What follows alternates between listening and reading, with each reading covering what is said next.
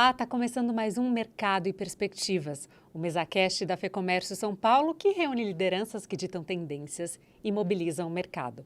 Bom, a logística impacta diretamente os custos, os prazos e a competitividade das empresas, especialmente em um momento de grandes mudanças, como a reforma tributária e a expansão do comércio exterior. Para falar sobre esse cenário, eu converso então com a Luísa Bublitz, que é presidente da Aliança Navegação e Logística. Seja muito bem-vinda, é um prazer recebê-la por aqui. Eu que estou muito feliz de estar aqui com você, Camila. Prazer e obrigada pelo convite. Nós que agradecemos. Bom, Luísa, para a gente começar então a nossa conversa do princípio, do início, queria que você apresentasse um pouco a empresa. Qual que é o tamanho da operação, a abrangência e o papel dela no setor? Muito bem, Camila, meu assunto preferido. É interessante que eu comecei minha carreira na logística há mais de 20 anos na Aliança. E agora, há um pouquinho mais de 2 anos, eu tenho o privilégio de voltar para a empresa, então me deixa extremamente feliz. A Aliança é pioneiríssima.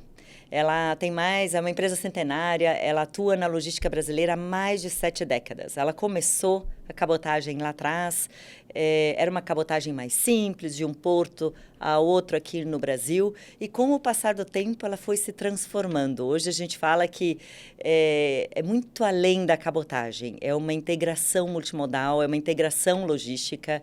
Ela atua do sul ao norte do país, então lá do Porto de Rio Grande, direto das empresas, ou mesmo das produções das fazendas de arroz, até o norte, a nossa Zona Franca em Manaus, que é o nosso principal porto. O nosso grande objetivo é ampliar a cabotagem, trazer mais e mais carga para esse transporte multimodal, e não é substituir a carreta, é realmente complementar. Você sabe que a gente tem uma matriz ainda bastante desbalanceada, o nosso histórico aí brasileiro, ele é bastante voltado para as estradas brasileiras, muito mais do que pelas vias marítimas, e com o passar do tempo isso foi se agravando. Hoje nós temos no rodoviário a carga transportada mais de 60% de todo o volume. É muita coisa. E isso tem um custo de ineficiência, tem um custo para você. Quando você vai no mercado comprar 1 quilo de arroz, 1 quilo de feijão, ou mesmo na internet comprar uma TV, se ela estiver vindo só com rodoviário, o que é bem excepcional hoje em dia, você vai pagar um custo muito, muito mais caro.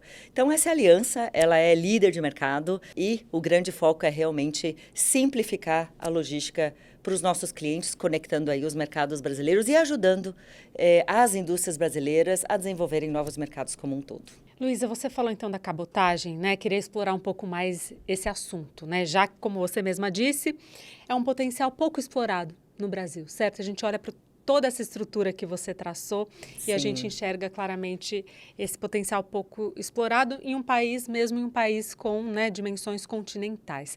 Queria então explorar um pouco mais e que você falasse o que tem sido feito então pela Aliança para aumentar essa participação e o que ainda trava esse avanço.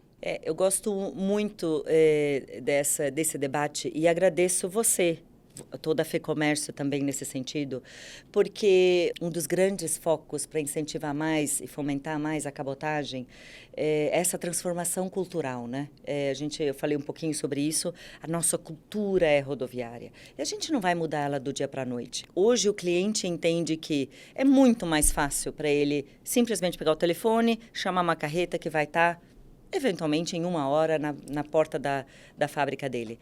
Por outro lado, isso tem um custo. Tem um custo de avaria, de roubo, carga variada. Quanto custa ele está esperando que o produto dele seja vendido no final de semana e a prateleira está vazia porque o produto chegou avariado ou nem chegou?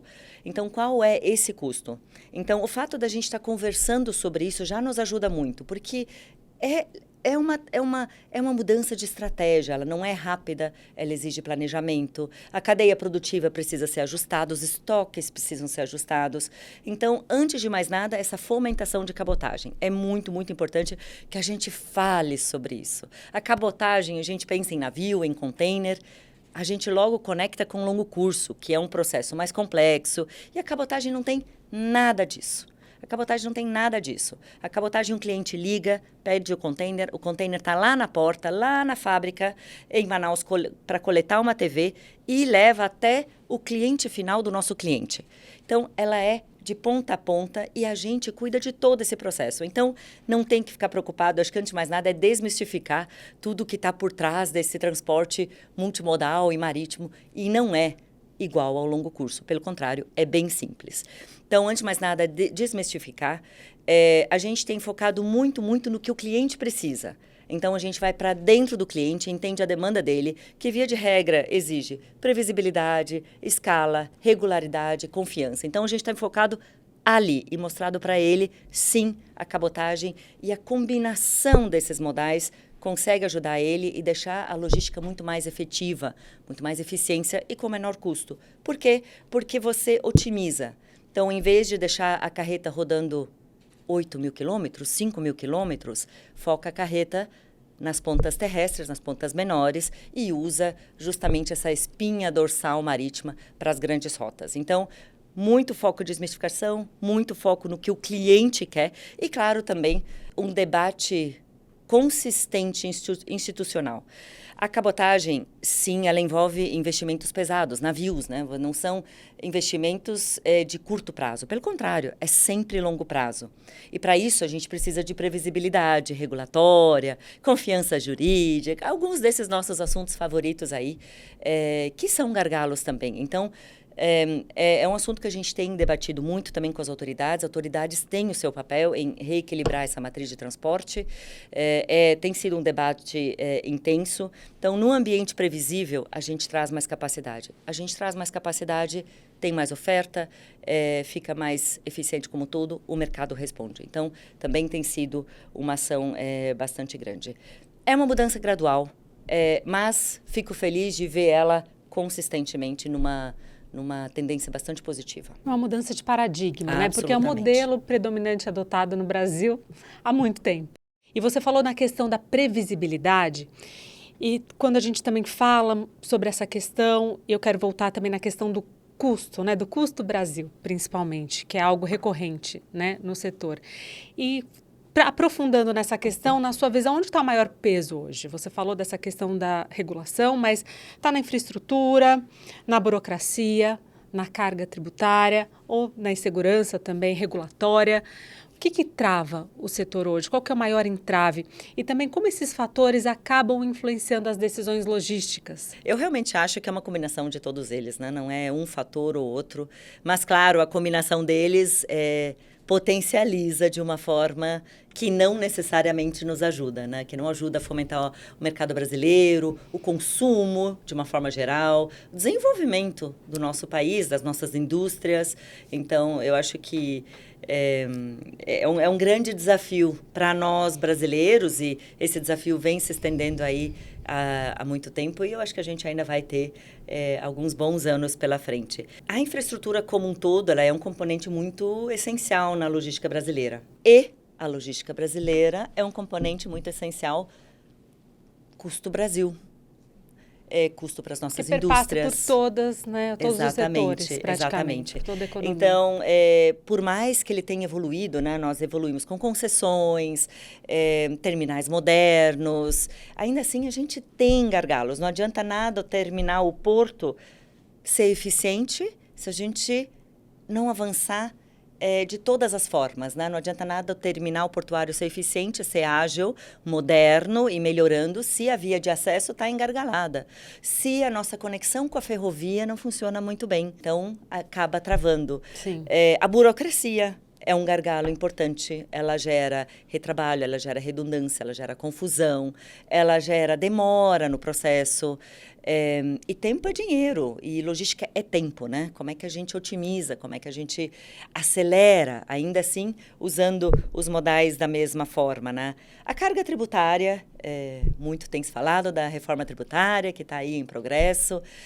Hoje nós temos uma carga tributária pesada, mas é muito mais que isso, né? É o desenho tributário, que faz com que as empresas tomem uma decisão pensando num benefício fiscal, quando, na verdade, deveria ser um benefício operacional, de mercado. E, de novo, né? Eu já falei, cabotagem, ela exige investimentos intensos, de longo prazo. A previsibilidade, esse ambiente jurídico, essa confiança jurídica Não tem como a gente investir enquanto empresa privada se a gente não conseguir enxergar além da próxima gestão. Ou além da gestão atual e da próxima, né? São investimentos que passam décadas. Então, como é que a gente tem uma visibilidade, uma transparência melhor, uma confiança maior nesse sentido? Eu acho que, assim, por outro lado, também na parte positiva, né, eu tenho visto debates cada vez mais maduros entre poder público, poder privado. Acho que essa combinação, ela tem fluído mais. E a gente tem visto isso também com clareza. Então, nesse sentido, eu também tenho esperança. Não há uma bala de prata, mas eu também vejo o progresso, eu vejo as coisas acontecendo e isso me deixa contente, isso me deixa... eu não gosto da palavra esperança, mas de uma certa forma me deixa otimista. Eu acho que a gente está num caminho. Eu sempre coloco 3 coisas muito, muito claras, assim. Infraestrutura, previsibilidade jurídica e simplificação regulatória. Acho que essas 3 coisas, se a gente conseguir deixar aumentar um pouquinho essa fluidez entre esses 3 pilares, acho que a gente tem um bom caminho pela frente. E isso dá para alcançar com o diálogo, né, que tem sido feito. Diálogo, alterações jurídicas e regulatórias. Mas, antes de mais nada, eu acho que essa discussão é um ponto importante, esse alinhamento, essa clareza do que é necessário. Eu queria falar um pouco mais, então, sobre a reforma tributária, que foi um aspecto que você trouxe na sua fala e que promete simplificar, né, esse cenário. Qual que vai ser o impacto, esse novo desenho, né, que está se configurando? Qual vai ser o impacto para o setor? Ele tende a ser relevante? Na prática, o que muda para a logística? E como essa nova estrutura pode também influenciar o desenho da malha logística? Há quantos anos a gente fala sobre esse debate, né? Muitos. Muitas décadas. Eu lembro que eu era adolescente, eu já ouvia falar disso, né? E outro assunto que ele vem, nos acompanha, mas, né? De novo, volto com o meu otimismo. Estou feliz que finalmente deixou de ser um debate teórico e passou uma ação em andamento. Então, estou muito feliz nesse sentido. Os primeiros efeitos já vão surgir agora, já estão em andamento em 2026. É um processo longo, não vai ser um processo simples para nenhum dos elos da cadeia logística, nenhum. É a primeira vez que a gente tem uma perspectiva de acabar com a tão famosa guerra fiscal. Que a gente tome decisões que são efetivamente econômicas. Onde está o mercado? Onde está o polo consumidor? Onde estão os meus fornecedores? Se eu juntar tudo isso, onde eu devo colocar a minha base de produção? Então, eu realmente anseio que o impacto seja grande. Eu realmente acho que ele vai ser grande porque as decisões vão ser muito mais racionais. Nós vamos sair desse fluxo de corredores logísticos que não fazem sentido, né? Por exemplo, eu acho que a gente vai trazer uma racionalização logística. Então, em vez de ficar triangulando carga, né? Então, esse estado tem um benefício fiscal, então eu vou passar a minha carga por lá porque faz sentido. Não faz sentido. Então, eu acho que sim, a gente vai passar por decisões fundamentalmente econômicas. Vamos passar por uma racionalização logística, evitando passeios de carga por lugares que só não fazem sentido. Por outro lado, é um processo longo, 2032, 2033, são ciclos longos, né? A gente vai ter que tomar cuidado porque, às vezes, a gente peca no nosso planejamento, né? Por hora, está todo mundo observando. E é justo que seja assim, porque nem todas as respostas estão na mesa ainda. Mas a gente precisa começar esse processo de transição agora, porque você não muda uma fábrica, um centro de distribuição de um dia para a noite. Então, como é que a gente antecipa isso? Então, esse seria o meu grande desafio para nós todos. Então, eu tenho falado isso muito com o meu time. Como é que a gente deixa as discussões com os nossos clientes, que são as indústrias brasileiras de todos os segmentos, do sul ao norte, como é que a gente realmente ajuda e trabalha junto para começar essa mudança agora e não daqui a 4, 5 anos? Porque aí vai ter uma mega corrida. E a gente tem que pensar, por exemplo, se a gente pensar, todo mundo vai se fazer a pergunta, onde está o polo consumidor? E aí a resposta vai ser Sudeste. Muito bem. O que acontece se tem uma concentração excessiva no Sudeste, sem o devido investimento? vai engargalar do mesmo jeito. Então, assim, eu acho que quem realmente vai se beneficiar é quem se antecipar e realmente começar a tomar as primeiras medidas agora. Mas, no todo, eu realmente espero grandes ganhos para nós brasileiros, os pagadores no final do dia dessa reforma tributária.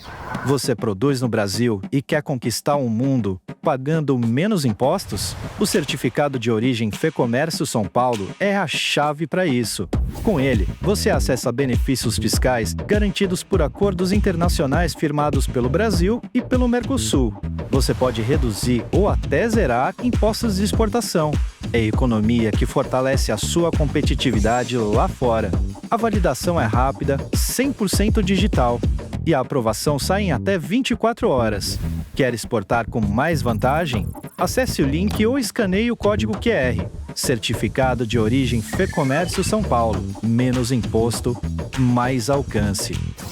E ampliando um pouco esse olhar estratégico que você traz, né, essa importância da liderança estratégica, queria falar um pouco também sobre o comércio exterior, que é uma área muito impactada, né, pela logística, e há uma expectativa grande em torno dos acordos, né, como o acordo Mercosul-União Europeia. E do ponto de vista logístico, o Brasil está preparado para esse aumento de fluxo? Como que você enxerga esses acordos também? Como que vocês têm visto no setor? Estar preparado é sempre uma frase e uma expressão muito forte. Eu sempre brinco que vem com uma pressão muito grande, mas eu acho que é um movimento muito natural e muito esperado também, né? É uma forma natural de ampliação de mercado que muito nos interessa, muito, muito, muito.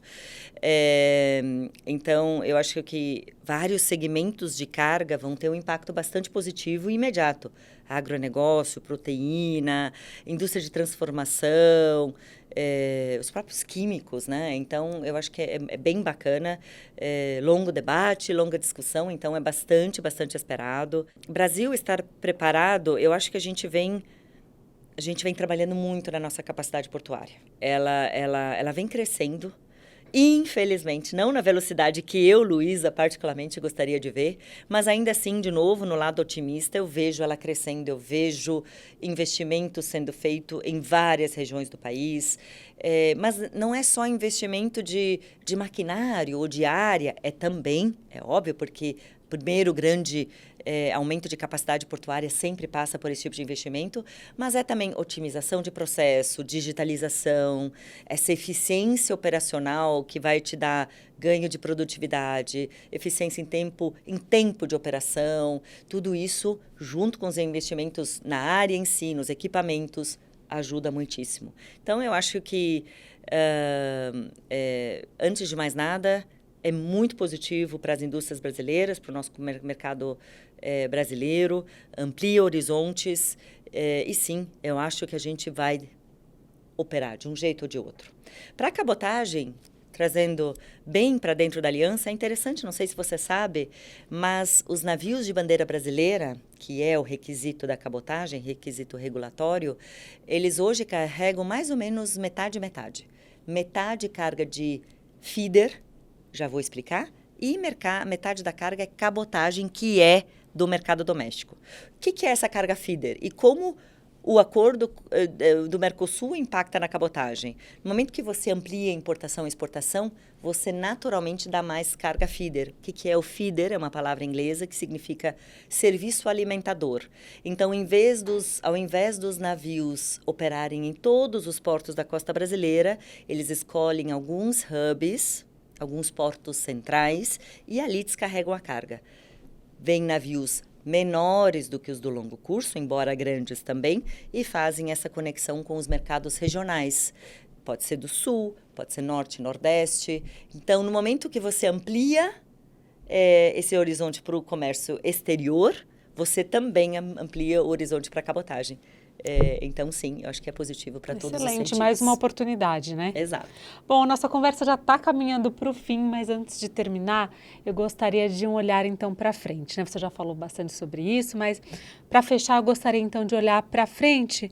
O que vocês projetam, né? Para este ano ainda e para 2027, quais são os principais movimentos que devem transformar o setor logístico E onde também, você falou sobre essa questão, mas onde estão as maiores oportunidades para as empresas brasileiras? A gente tem um grande público aqui de micro, pequenas e médias empresas.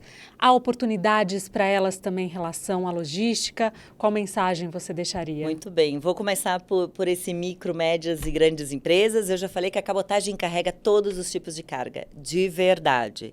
E aí eu quero fazer uma ênfase especial na parte dos volumes, das quantidades de carga. Ótimo. Principalmente para as empresas menores, a cabotagem hoje está preparada para carregar 400 containers. Ele é por si só um modal de grande escala.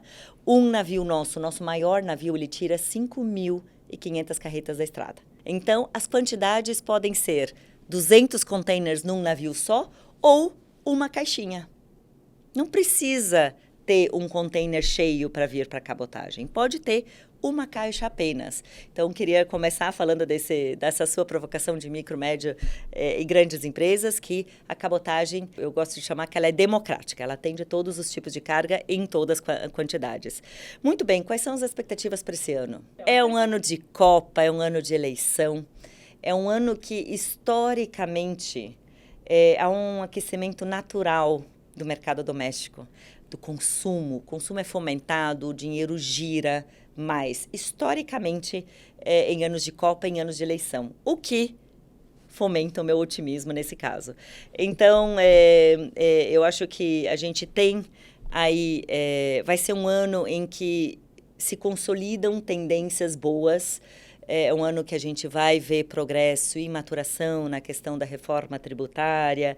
Ela vem para ajudar. É um ano que eu acho que, enquanto brasileiros, indústrias, nós vamos continuar pressionando por uma logística mais eficiente e sustentável. E quando eu falo sustentável, é olhar do longo prazo, mas é muito mais que isso, é também uma potencial transição energética. Então, você vê empresas, cada vez mais empresas com metas oficiais, públicas, uma notória pressão dos próprios investidores nesse sentido, e, mais uma vez, a cabotagem, junto com os demais modais, pode ajudar a nossa logística brasileira a se tornar mais eficiente, mais barata, com menos roubos, menos avarias, mais segurança para nós, pessoas físicas, na estrada. Ao mesmo tempo que a carreta, no longo trajeto, é o nosso concorrente, ele é o nosso maior parceiro. Então, não é substituir 100% a carreta, ela é complementar. Então, assim, eu acho que essa pressão...